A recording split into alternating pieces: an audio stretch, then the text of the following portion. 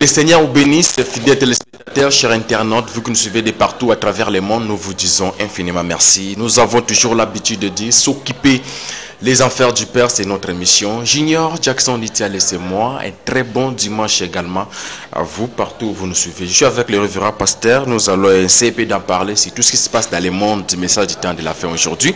Et pourquoi pas son impression par rapport au culte aujourd'hui à l'église La Voix de l'Aigle, tabernacle à Brazzaville. Que le Seigneur Dieu vous bénisse, pasteur. Merci, amen, mon frère.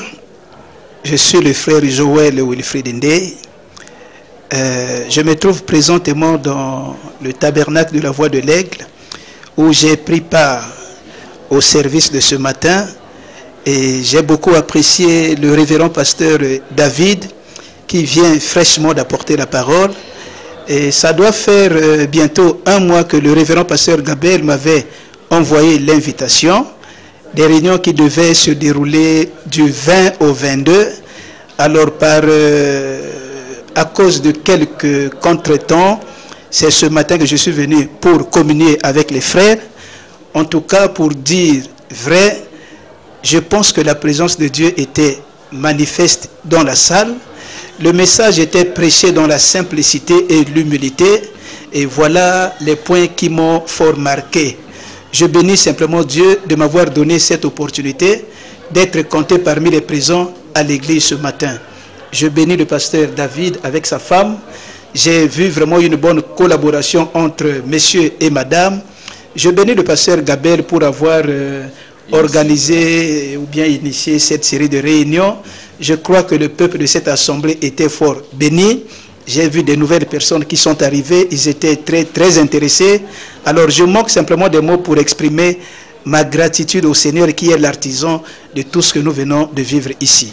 Merci beaucoup mon frère. Merci beaucoup, pasteur. Deuxième point, nous allons essayer de parler sur ce qui se passe dans le monde du message aujourd'hui. Vous êtes sans ignorer de l'information. Billy Paul Branham n'est plus avec nous. Peut-être un petit mot ou bien si vous avez des souvenirs par rapport au fils du prophète Billy Paul Branham. Merci beaucoup encore pour cette question.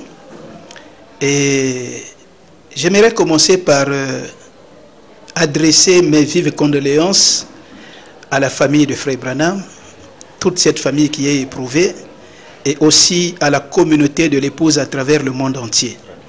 Je dirais paix à l'âme de notre précieux frère Billy Paul Branham. Alors, à peine avant-hier, j'ai eu quelques frères qui m'ont abordé pour demander, voilà, le frère Billy Paul est parti, et qu'est-ce que nous pouvons dire, penser, conclure de ce que frère Branham lui aurait dit par rapport aux prophéties et tout. Alors, j'étais très réservé parce que je n'aime pas me prononcer facilement. Je crois simplement que tout ce qui arrive a été prédestiné par le Seigneur. Alors, les commentaires, les analyses, ceci, cela, je trouve que ça n'a pas d'importance. Dieu a fait naître Billy Paul sur la terre un jour. Le temps pour lui de rentrer à la maison est arrivé. Le plus important, c'est que nous croyons que Billy Paul est rentré à la maison. Alors, à vous et nous qui sommes restés, de continuer le combat, alors le bon combat de la foi. De sorte que quand l'heure sonnera pour vous et nous soyons des candidats au ciel. Alors, je manque de commentaires pour les prophéties. Je sais seulement que Dieu est capable de faire des choses qui ne sont même pas prévues dans la parole. Donc, que frère Branham ait parlé à Billy Paul ou pas, ça, ce n'est pas un problème. Nous restons fidèles au message de frère Branham. Je crois que Billy Paul qui est reparti fut un serviteur de Dieu, un éminent homme de Dieu sur la terre. Il a fini sa course, Dieu l'a rappelé à lui. Alors, nous restons simplement dans la désolation et en même temps, nous savons que Billy Paul est rentré à la maison et pour cela, nous bénissons le Seigneur. Merci. Un mot également à la famille Barouti. Alors, c'est de malheur en malheur et c'est le commun des mortels. On ne sait pas dire long. Dieu qui est le maître dans toutes les circonstances de la vie a permis que le malheur puisse toucher cette grande famille Barouti. Alors, je crois que le monde entier n'a pas manqué de parler dans les réseaux sociaux ou appeler directement la famille pour adresser ses condoléances. Et en venant ici, je ne m'y attendais pas. Comme l'occasion m'est offerte, Alors je dis mes condoléances les plus profondes, les plus attristées au révérend pasteur Barouti, ainsi qu'à toute la famille éprouvée, et même aux frères qui sont directement ou indirectement frappés par ce malheur. Que Dieu fortifie tous ceux qui sont touchés par cette disparition et console toute la famille éprouvée. Paix à l'âme de notre sœur Miessi Barouti, merci. Un mot par rapport à votre église et un message à lancer par rapport à la journée d'aujourd'hui et à tous nos téléspectateurs et chers internautes. Un seul mot à l'endroit de l'épouse de Jésus-Christ à travers le monde entier, et en considérant les événements qui arrivent ces derniers temps-ci, je pense que point n'est besoin que l'on nous rappelle que la seconde venue est imminente. Que Dieu nous aide simplement à lui accorder toutes nos vies et sans réserve, nous préparer avec hardiesse, parce qu'il fait plus tard que nous ne le pensons. Comme le pasteur l'a dit, c'est le moment de se repentir, c'est le moment de veiller dans chaque domaine de sa vie, surtout spirituel, pour ne pas manquer ce grand rendez-vous qui est sur le point de s'accomplir.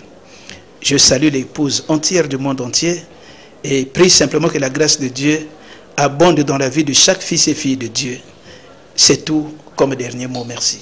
Merci beaucoup, fidèles téléspectateurs, chers internautes. C'était là le révérend pasteur Joël.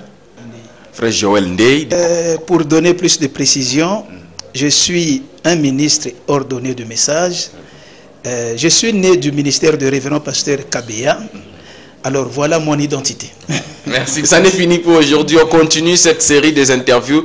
Maintenant, nous allons passer l'interview avec le pasteur David qui nous vient des États-Unis, ici à Brazzaville, à l'église La Voix de l'Aigle Tabernacle. Restez branchés. Que le Seigneur vous bénisse.